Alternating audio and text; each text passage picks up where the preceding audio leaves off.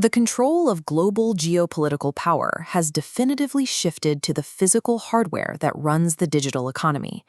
The primary points of modern economic and military leverage are foundational computational power, advanced energy storage, and semiconductor manufacturing autonomy.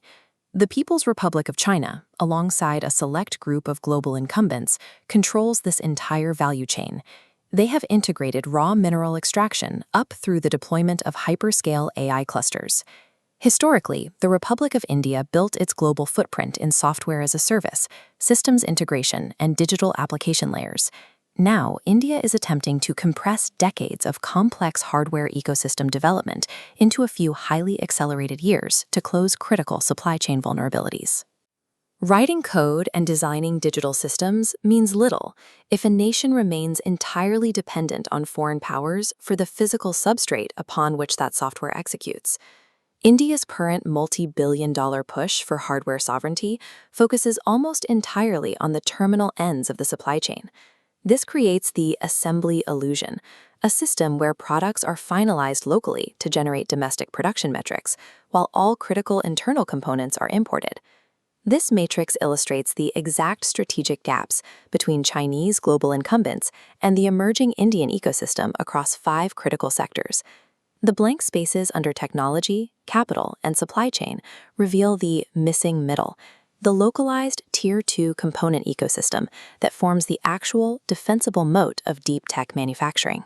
Until India systematically bridges this midstream gap, its subsidized domestic hardware remains exposed to geopolitical weaponization and export curbs. The baseline for all modern digital and military infrastructure is the semiconductor value chain. China's state-backed Big Fund Phase 3 injects $47.5 billion directly into accelerating the domestic fabrication of mature nodes and sub-7 nanometer logic processes. Global incumbents operate at an immense physical and capital scale, with companies like Taiwan's TSMC holding undisputed monopolies over front-end wafer fabrication. By comparison, India's strategic roadmap, the India Semiconductor Mission, launched with an initial budgetary outlay of roughly $10 billion. India's entry strategy relies heavily on OSAT, or outsourced semiconductor assembly and test. OSAT refers to the final back-end stage of manufacturing, where finished silicon wafers are cut and packaged into individual chips. Major corporate movements within India are currently anchored in establishing these mid to lower value back-end assembly facilities. While India focuses on packaging legacy chips, Chinese giants are mass deploying their own domestic foundational AI training silicon to rival global market leaders. Establishing local assembly plants is a necessary first step, but packaging foreign silicon does not equate to computational sovereignty if raw wafers and advanced packaging technologies are completely absent. Operating silicon at scale requires immense physical infrastructure. Training foundational models demands vast arrays of accelerators and gigawatt-scale electricity, prompting corporations like Reliance Industries to execute a massive 3-gigawatt AI data center project in Gujarat. These hyperscale projects face a fatal physical bottleneck: India's severe macrogrid instability outside of Tier 1 metropolitan nodes. AI data centers operate under an uncompromising engineering reality. They demand 99.999% uninterrupted electrical power uptime to function. This schematic shows the cascading capital costs of grid failure. To survive voltage excursions, operators build massive diesel reserves. The thermal view illustrates intense heat loads.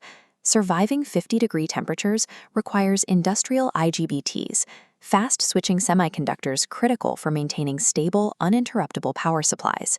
In contrast, Chinese operators mitigate these friction points through highly subsidized industrial electricity and a hyper-efficient intra-country logistics network.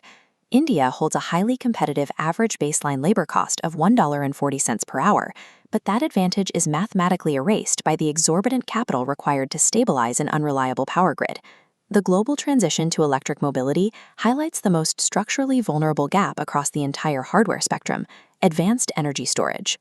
Just 2 Chinese companies command nearly 55% of the total global EV battery market. Their dominance is rooted in absolute vertical integration that controls upstream critical mineral extraction all the way through midstream chemical refining. Conversely, Indian pure-play EV manufacturers and automotive giants are heavily focused on constructing gigafactories exclusively for final battery pack assembly. This 3D rendering breaks down a standard Indian battery pack. The outer casing, wiring, and management software represent localized domestic assembly, but the internal raw cells, cathode, and anode components reveal a chemical vacuum. India meets its demand for these critical materials entirely through imports. The global concentration is severe. China currently controls over 90%. China's near-absolute dominance in this sector is built iteratively on decades of dense, highly specialized tooling, surface mount technology, and precision mechatronics ecosystems based in Shenzhen. The Indian drone market is experiencing exponential growth, driven by targeted regulations and strong domestic systems integrators, designing airframes and mission software. Beneath this momentum is a highly import-dependent reality. An estimated 65 to 70% of the core mechatronic components utilized in indigenous Indian drones are imported. The local supply chain lacks precision flight controllers, LiDAR sensors, rare earth magnets, and BLDC motors. A BLDC, or brushless DC motor, uses electronic commutation instead of mechanical brushes to achieve the high efficiency and reliability required for flight propulsion. The telecommunications infrastructure sector faces a similar intellectual property gap, specifically regarding 5G SEPs. An SDP, or Standard Essential Patent, is a patent that claims an invention strictly required to comply with a global technical standard. Chinese entities account for over 40% of declared 5G patent families globally, granting them immense licensing power, while Indian firms operate primarily as technology licensees. True sovereignty in aerospace and telecommunications is impossible if a nation only writes the software stack. It must originate the essential physical layer components and the foundational hardware patents.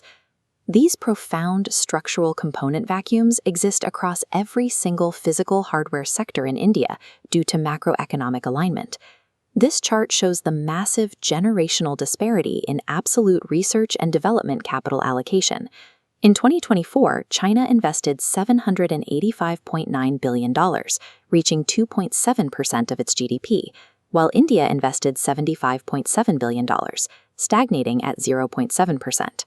Culturally, India's venture capital ecosystem was built on and is highly optimized for the low capital expenditure and rapid scaling returns of consumer software. But developing physical digital infrastructure and deep tech represents what policy analysts term an infinite game.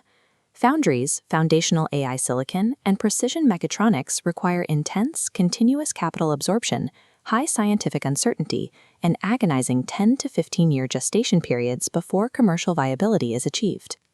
India will continually fail to cross the valley of death in hardware innovation unless policymakers and private capital commit to weathering multi-billion-dollar, multi-generational research burn rates.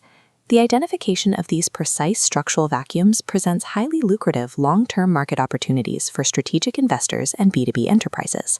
The true commercial frontier is not launching another crowded final assembly startup or building an empty gigafactory. This supply chain value curve illustrates the exact target. Enterprises must intentionally build highly defensible supply chain bottlenecks within this missing middle. The highest value targets are midstream battery-grade lithium refining, LFP cathode synthesis, and advanced OSAT packaging substrates. An LFP, or lithium iron phosphate cathode, is a specific battery chemistry that offers superior safety and longevity in high-temperature environments. Additional localized needs include precision BLDC motor manufacturing and factory-integrated power conditioning equipment designed specifically for data centers. The technological and economic trajectory of the 21st century will not be dictated by who writes the most efficient algorithms, but by who controls the tangible substrate those algorithms live on. For India to transition into a sovereign technological power, it must transcend its software legacy. It must embrace the infinite game of capital and relentlessly localize the missing middle of the hardware supply chain.